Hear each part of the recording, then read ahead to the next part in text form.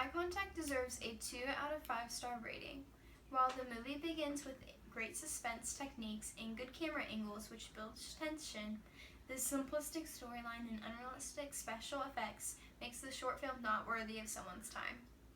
The plot begins with a woman jogger taking her daily run through the very predictable deserted woods near her house.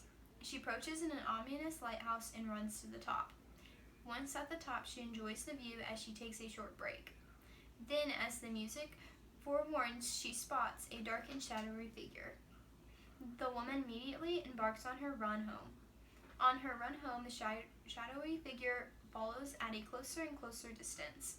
She becomes very frightened, and when she makes it back to her home, she locks the door and begins to call someone.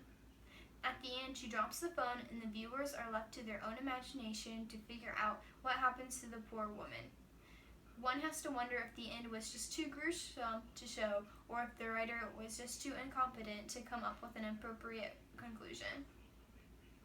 The greatest strengths of the film was present in the suspense techniques used in the camera angles. Throughout the entire production, it was evident that something suspicious was going to happen.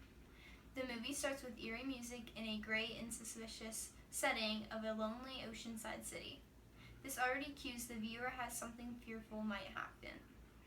Next, the imagery of a woman by herself all alone in a creepy forest creates suspense and a bad feeling for the viewer. The soundtrack gave numerous foreshadows for danger too. The angle cameras were fast in nature, which likewise promoted fear and suspense. Many close-ups, cut-ins, and cutaway angles were used to enhance the fear and suspense of the short film. One particular close-up of the shadowy figure right next to the woman is sure to make everyone jump.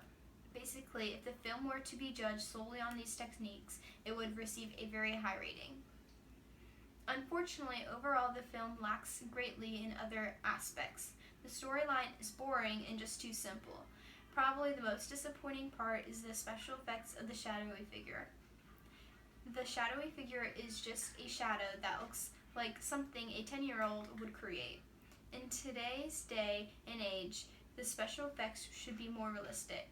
The most memorable part is when the shadowy figure is right next to the woman, but she then gets away and runs into her house. I couldn't help but wonder why the shadowy figure didn't get her right then and there. If you are looking for a short, suspense-filled film that actually has an ending, then I suggest you look elsewhere.